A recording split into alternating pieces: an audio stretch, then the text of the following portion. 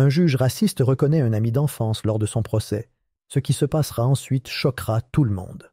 L'atmosphère dans la salle d'audience bondée était lourde de tension. Un poids presque tangible pesant sur chaque personne présente. L'air était étouffant, chargé des odeurs mêlées de bois ciré, de café rassis et du léger musc de trop de corps entassés dans un espace trop exigu. Les néons projetaient une lumière crue et impitoyable sur les débats, leur luminosité stérile ne faisant qu'accentuer la sombre réalité qui se déroulait entre les murs confinés de la salle. Les journalistes étaient alignés sur les bancs les plus proches de la balustrade, leurs stylos griffonnant furieusement sur des blocs-notes, leurs doigts tapotant avec une énergie frénétique sur leurs tablettes et smartphones. Ils documentaient chaque détail avec la voracité de charognards encerclant une proie fraîche.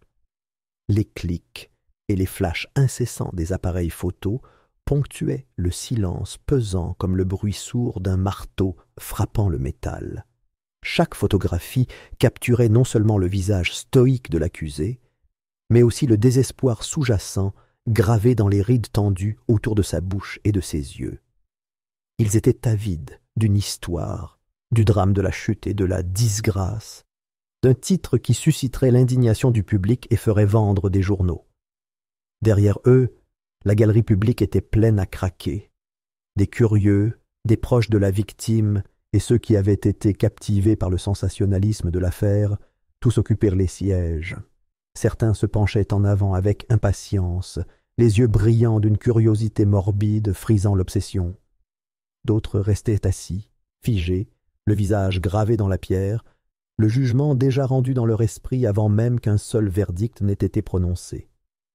Des murmures s'échappèrent dans l'air, étouffés mais persistants, comme le frémissement incessant des feuilles avant l'orage. Des spéculations étouffées, des condamnations murmurées, et, occasionnellement, les sanglots étouffés de la famille de la victime formaient un bourdonnement sourd et dissonant sous les formalités du procès. Tous les regards étaient rivés sur l'accusé, Marcus Hale, un homme d'une trentaine d'années, aux larges épaules carrées, avec une dignité qui semblait incongrue avec les lourdes chaînes qui enserraient ses poignets. Les menottes métalliques s'enfonçaient dans sa peau, laissant de faibles empreintes qui palpitaient sourdement à chaque battement de son cœur. Sa posture restait rigide, presque provocante, comme si céder, ne serait-ce qu'1 centimètre, équivalait à admettre sa culpabilité. On lui avait ôté son costume-cravate, ses vêtements remplacés par l'uniforme pâle et stérile de l'accusé. Mais malgré l'indignité de son apparence, son regard restait inébranlable, fixé devant lui avec un feu froid et inflexible qui refusait de s'éteindre. 2 gardes l'encadraient, le visage inexpressif, le regard fixé au-delà des limites de la pièce. Pour eux, il n'était rien de plus qu'un corps parmi d'autres à contrôler, un criminel de plus en attente de jugement. Leur présence rappelait sa captivité, l'impuissance qui lui collait à la peau comme une seconde peau. Et pourtant, Marcus semblait à peine les remarquer. Son attention était focalisée sur la procédure en cours, sur ceux qui cherchèrent à le détruire, et sur le système qui menaçait de le broyer sous ses roues impitoyables. Marcus avait été accusé d'avoir orchestré un vol violent qui avait coûté la vie à un riche homme d'affaires. Le crime était brutal, calculé, et toutes les preuves le mettaient directement en cause. Le dossier de l'accusation reposait sur une certitude absolue, du moins c'est ce qu'il semblait. Des témoins ont décrit avoir vu Marcus près des lieux du crime la nuit en question, sa présence étant peinte en traits de suspicion et de danger. Les images de surveillance, opportunément granuleuses et obscurcies, avaient été savamment truquées pour le placer à proximité du crime. Et sous tout cela, le murmure de la corruption et de la manipulation résonnait, une vérité enfouie sous des couches de mensonges. Le juge Franklin Malloy présidait l'affaire. Sa présence imposante sur la salle d'audience, tel un monolithe inébranlable. Son expression était sévère, un visage taillé dans la même pierre froide que sa réputation. C'était un homme connu pour ses jugements sévères et son adhésion rigoureuse à la loi, ou plutôt à ceux qui y détenaient le pouvoir. La carrière de Malloy s'était bâtie sur sa capacité à paraître impartial, à maintenir un vernis d'autorité incorruptible. Mais derrière son masque de fer se cachaient des secrets qu'il valait mieux garder enfouis, des squelettes enfermés dans les ténèbres de l'ambition et du compromis. Aujourd'hui, sa détermination allait être mise à l'épreuve d'une manière qu'il n'aurait pu anticiper. Les yeux du public, de la presse et des puissants étaient braqués sur lui. Et Malloy savait que chacun de ses mots, chacune de ses décisions, serait scruté avec une férocité inégalée dans aucune affaire qu'il avait présidée auparavant. L'accusation ne tarda pas à dépeindre Marcus comme un dangereux criminel. Vincent Carter, l'avocat chargé d'assurer la chute de Marcus, était un homme dont la rhétorique acerbe et le comportement impitoyable lui avaient valu à la fois crainte et respect. Ses arguments cinglaient l'air comme des couteaux, chaque point étant abordé avec une précision calculée. Il évoquait la prétendue cupidité de Marcus, ses tendances violentes, sa propension à verser le sang pour la richesse et le pouvoir. Les yeux de Carter brillaient d'une satisfaction prédatrice, tandis qu'il exposait son cas, ses mots tissant un récit de culpabilité que beaucoup dans la salle semblaient trop désireux de croire. Tout le monde connaissait la réputation de Carter. C'était un homme qui s'épanouissait dans la victoire, qui mesurait son succès non pas à la justice, mais au poids des poches de ses clients. Il était grassement payé par des forces invisibles, mais tout le monde dans la salle s'en doutait. Les soupçons de corruption lui collaient à la peau comme l'odeur d'une eau de Cologne coûteuse, suffisamment fort pour être remarqué, mais jamais assez flagrant pour être prouvé. Et pourtant, personne n'osait l'exprimer à voix haute. L'avocat de Marcus, Daniel Brooks, était un homme intègre, mais la tension de l'affaire avait laissé des traces. Ses yeux, autrefois brillants, étaient désormais voilés par l'épuisement, sa posture affaissée sous le poids d'une bataille impossible. Des semaines de lutte contre des preuves falsifiées et des témoins soudoyés avaient porté leurs fruits. Chaque tentative de réfuter les accusations de l'accusation se heurtait à une résistance judiciaire, un parti pris subtil mais indéniable qui faisait pencher la balance en défaveur de la justice. Il était clair pour Marcus que quelqu'un de puissant voulait sa disparition. La question qui le taraudait n'était pas seulement pourquoi, mais comment démêler l'écheveau de mensonges qu'il avait pris au piège avant qu'il ne soit trop tard. Son esprit s'emballait, ses pensées bouillonnant de désespoir et de détermination. S'il voulait avoir un espoir de survivre à cette épreuve, il devait se battre plus fort, réfléchir plus intelligemment et d'une manière ou d'une autre prouver la vérité cachée sous la tromperie. 2 semaines avant le cauchemar des chaînes et des regards hostiles, Marcus Hale avait découvert le genre de secret que des hommes tueraient pour garder caché. Il s'agissait d'abord d'un audit de routine, une enquête standard commandée par son employeur, une société de sécurité chargée de surveiller les opérations financières de grande envergure. Mais plus il creusait, plus les chiffres refusaient de concorder. Il y avait des divergences, des irrégularités qui n'auraient pas dû exister. Et lorsque Marcus commença à suivre les fils, il découvrit un labyrinthe de corruption si vaste qu'il menaçait de l'écraser sous son poids. Les documents qu'il avait exhumés étaient accablants. Ils dévoilaient un réseau clandestin de corruption et de manipulation qui allait bien au-delà de la simple cupidité des entreprises. Des politiciens de haut rang, des officiers de police supérieurs et des magnats influents du monde des affaires étaient empêtrés dans une conspiration qui sentait le pouvoir et l'impunité. Les crimes qu'ils avaient perpétrés ne se limitaient pas au détournement de fonds et aux fraudes financières.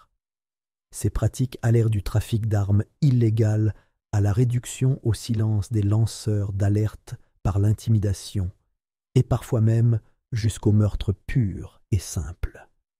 L'ampleur de leur dépravation était stupéfiante, leur portée si absolue qu'elle semblait intouchable.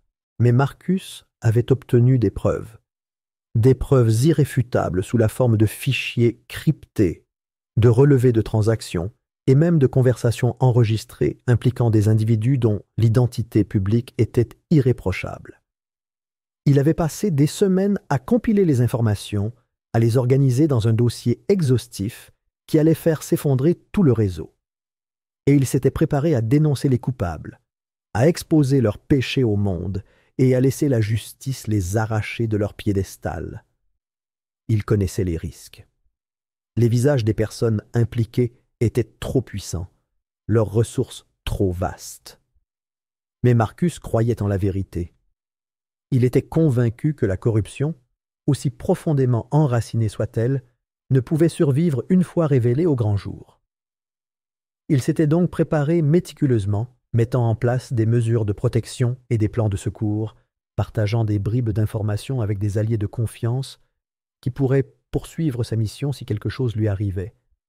Mais quelque chose avait terriblement mal tourné. Sa maison avait été perquisitionnée en pleine nuit, une opération menée avec une efficacité brutale. Ils étaient arrivés comme des ombres, balayant son appartement avec la précision de chasseurs expérimentés.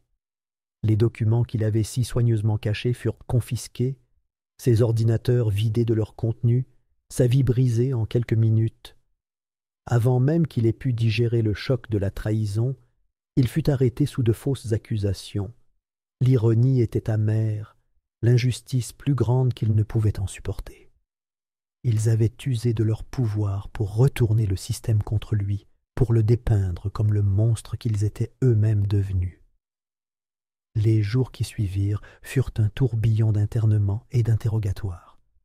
Amis et collègues qui avaient partagé des vers et des rires avec lui s'évanouirent dans l'espace, leurs numéros de téléphone soudainement coupés, leurs voix réduites à de vains échos du passé. Les rares survivants feignirent de ne pas le connaître, détournant le visage par lâcheté ou par instinct de survie. C'était comme si son existence même avait été effacée, son nom transformé en simple récit édifiant pour ceux qui étaient assez fous pour défier l'intouchable. Mais Marcus refusa de céder. Même si les murs se refermaient sur lui, il s'accrocha à sa résolution. Il y avait en lui quelque chose de plus fort que la peur, une détermination farouche qui ne s'éteindrait pas. Il ne se laisserait pas briser par leurs mensonges, par leurs tentatives désespérées de le réduire au silence. Sa vérité était toujours la sienne, enfouie profondément, mais pas oubliée. Le procès se poursuivait avec la lenteur et l'inéluctabilité d'un rocher dévalant une pente.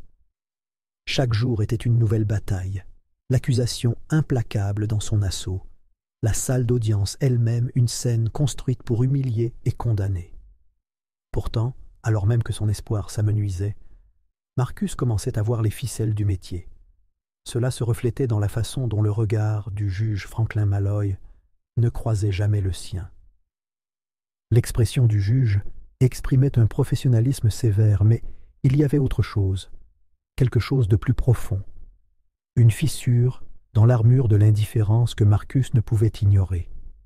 Le soupçon le rongeait, refusant de se taire. Puis, un après-midi, alors que l'accusation poursuivait son assaut, la vérité le percuta comme un train de marchandises. Des années auparavant, alors que Marcus n'était qu'un enfant vivant dans un quartier difficile, il avait connu un garçon prénommé Frankie. Ils étaient alors inséparables. Deux enfants affamés partageant des miettes de nourriture et rêvant d'un avenir meilleur. Ils avaient forgé un lien de survie et de loyauté, un lien qui avait tout signifié quand le monde qui les entourait n'était que difficulté et violence. Mais la vie les avait menés sur des chemins différents. Marcus s'était construit à force de travail et de persévérance, se frayant un chemin hors de l'obscurité, avec une détermination que peu de gens pouvaient comprendre, et Frankie avait gravi les échelons du succès par des moyens plus opportuns, se débarrassant de son ancienne vie comme d'une peau morte. Le garçon débrouillard que Marcus avait autrefois appelé son frère était désormais celui qui jugeait son sort. Juge Malloy. Franklin Malloy. Frankie. Leurs regards se croisèrent enfin sur l'immensité stérile de la salle d'audience, et l'espace d'un instant, le monde s'évanouit. L'air entre eux s'épaissit, chargé d'une tension qu'aucun d'eux ne pouvait nier. Marcus vit une lueur de reconnaissance dans les yeux de Malloy. Un bref éclair de souvenir avant que son expression ne se referme comme une porte d'acier. Mais ce seul instant de faiblesse suffisait. C'était la preuve que l'homme assis sur le banc n'était pas aussi impartial qu'il le prétendait. Le masque de Malloy revint rapidement, ses traits se transformant en un masque d'autorité froide et impassible. Mais Marcus l'avait percé à jour. Il avait entrevu l'enfant effrayé qui se cachait encore dans l'homme puissant.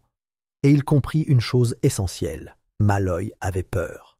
Peur d'être démasqué, peur d'être trahi, ou peur d'autre chose, Marcus n'en était pas encore certain. Mais il le découvrirait, et lorsqu'il le saurait, il s'en servirait pour démêler le tissu de mensonges qui avait été tissé autour de lui. Cette prise de conscience ne fit que renforcer sa détermination. Ses ennemis l'avaient peut-être privé de sa liberté, de sa réputation, mais ils ne lui avaient pas pris son esprit. Ils ne lui avaient pas pris sa volonté. Et s'il y avait la moindre chance de révéler la vérité, Marcus s'y accrocherait de toutes ses forces. Le juge Franklin Malloy passait ses nuits prisonnier du poids étouffant de sa propre conscience. Le sommeil devint un spectre insaisissable, son esprit bouillonnant d'agitation tandis qu'il fixait le plafond sombre de sa chambre somptueuse mais stérile. Les draps s'enroulaient autour de ses jambes comme des chaînes. Et chaque fois qu'il fermait les yeux, il voyait le visage de Marcus, ses yeux sombres brûlant d'un feu que ni le temps ni l'injustice n'avaient réussi à éteindre. C'était la peur, plus que l'avidité, qui avait retenu Malloy enchaîné à ces chaînes invisibles. Les menaces avaient été proférées avec une précision si effrayante que leur sincérité ne faisait aucun doute. Les photos glissées dans sa boîte aux lettres un matin maussade avaient suffi à lui glacer le sang. Sa femme et sa fille, photographiées de l'autre côté de la rue, vaquant à leurs occupations quotidiennes, parfaitement inconscientes du danger qui les rôdait à l'abri des regards. Le message était clair. Obéir ou en subir les conséquences. L'argent n'avait été qu'une réflexion après coup. Il était conséquent, suffisant pour assurer le confort de sa famille et lui jusqu'à la fin de leurs jours. Mais la richesse n'était pas sa motivation. Non, son obéissance était née de la terreur. Chacune de ses décisions étant hantée par l'image des visages de sa famille déformés par la douleur, voire pire. Il avait les mains liées, se répétait-il comme un mantra. Il essayait seulement de les protéger. Quel genre d'homme serait-il s'il risquait leur sécurité au nom d'une notion abstraite de justice? Mais malgré ces rationalisations, la culpabilité le tenaillait comme une maladie. Le regard de Marcus le hantait. Frankie, ce nom que Marcus avait autrefois prononcé avec rire et confiance, résonnait maintenant dans son esprit comme une condamnation. Il avait passé des années à forger son image, à bâtir une carrière d'impartialité froide et d'autorité inébranlable. Pourtant, sous ce vernis de droiture, il n'était rien d'autre qu'un lâche. Le point de rupture survint au cœur de la nuit, son téléphone sonnant avec une urgence qui transperçait l'épuisement comme un couteau. La voix du sénateur Crowley était tranchante et calculée, chaque mot suintant du venin de l'autorité.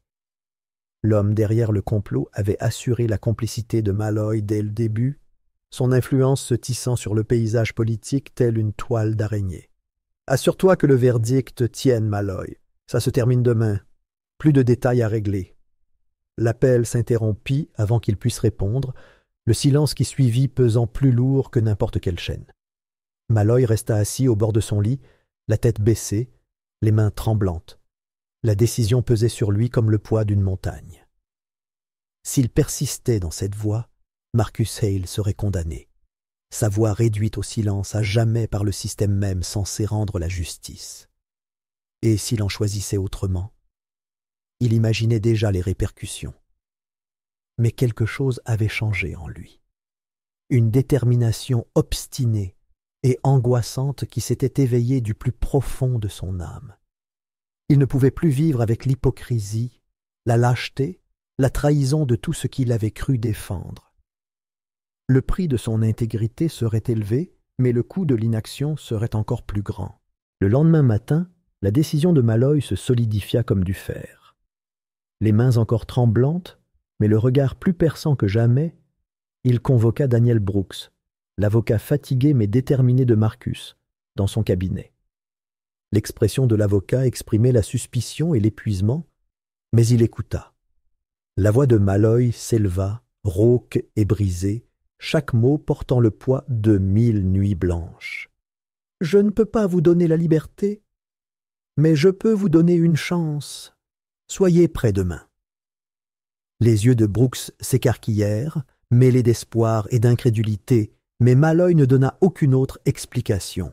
Il n'y avait rien à dire. Le reste dépendrait de Marcus et de ce qui restait de justice dans ce système défaillant. Le procès reprit sous un voile de tension si épais qu'il en paraissait presque tangible. Des agents de sécurité renforcés avaient été déployés au palais de justice, leurs visages sévères et leurs postures rigides, témoignant de l'importance des débats de la journée. La galerie était comble, hommes politiques, officiers et hommes d'affaires influents encombrant la salle de leurs regards impatients. Le regard de Crowley, froid et impitoyable, brillait au premier rang, sa présence comme un avertissement silencieux. Mais Franklin Malloy avait déjà fait son choix. Lorsque le moment arriva enfin, un silence haletant s'abattit sur la salle. Malloy se leva de son siège, les mains légèrement tremblantes, observant la salle bondée. Son regard croisa brièvement celui de Marcus, et un non-dit passa entre eux, un aveu de trahison, d'amitié perdue, et peut-être une sorte de pardon. Ce que je m'apprête à dire détruira ma carrière et peut-être ma vie, mais je ne peux pas laisser cette injustice perdurer. Les mots sortirent de sa bouche avec une force qui le surprit lui-même, mais une fois prononcés, il n'y eut plus de retour en arrière possible. Toute cette affaire est bâtie sur des mensonges et de la corruption. J'y ai participé, mais plus maintenant. L'explosion de bruit qui suivit fut instantanée et bouleversante. Les avocats criaient leurs objections, leurs voix désespérées et paniquées. Les gardes s'avançaient pour maîtriser le juge, les mains près de leurs armes, comme si la vérité elle-même devait être contenue de force. Les journalistes se précipitaient pour saisir le chaos qui se déroulait, leurs stylos courant sur le papier comme si l'encre elle-même pouvait saisir l'énormité du moment. Le regard du sénateur Crowley était comme une lame pressée contre la gorge de Malloy, sa fureur palpable même de l'autre côté de la salle. Malloy sentait le pouvoir de l'homme se resserrer autour de lui comme un étau, mais la peur qui l'avait autrefois paralysé avait disparu. Brûlé par la certitude d'avoir enfin, vraiment, fait ce qu'il fallait. Pourtant, il continue. Sa voix, bien que tendue et tremblante, refusait de faiblir. Les preuves contre Marcus Hale ont été falsifiées. Des témoins ont été soudoyés ou menacés pour se conformer. Et j'ai reçu pour instruction de garantir l'issue de ce procès, quel qu'en soit le prix. Son regard parcourut la pièce, croisant des regards qui se détournèrent des siens. Mais je ne serai plus leur marionnette. La vérité mérite d'être entendue, et si cela implique de tout sacrifier, qu'il en soit ainsi. Un chaos s'abattit sur lui, mais Malloy resta debout, le regard rivé sur celui de Marcus depuis l'autre bout de la salle d'audience. Pour la première fois depuis des années, il ressentit une sorte de paix. Les révélations explosèrent dans la ville comme une bombe, semant le chaos et l'indignation dans leur sillage. Malloy fut immédiatement placé en garde à vue, les mains liées et tremblantes, tandis que les caméras filmaient la chute d'un homme autrefois considéré comme intouchable. Mais ces aveux, diffusés en direct devant un public médusé, avaient déclenché une réaction bien au-delà des murs du tribunal. Des protestations éclatèrent, des voix réclamant des comptes, tandis que les enquêtes étaient lancées à la hâte, leur sincérité compromise par la corruption même qu'elles cherchaient à révéler. Les détenteurs du pouvoir ripostèrent avec une précision cruelle, leur influence étouffant la vérité sous des couches de bureaucratie et d'intimidation. Libéré sous caution, Marcus émergea dans un monde à jamais transformé. Les documents auxquels il s'était accroché comme son salut avaient disparu, volés et probablement détruits, mais le sacrifice de Malloy avait ébranlé les fondations d'un système pourri. Le sénateur Crowley demeurait une ombre menaçante, ses opérations intouchables et son influence impitoyable. Mais Marcus n'était plus seul. La vérité avait trouvé des alliés, des gens prêts à se battre à ses côtés. En s'éloignant du palais de justice, son regard se porta vers la ville. La bataille était loin d'être terminée, mais pour la première fois depuis des semaines, l'espoir s'éveilla en lui.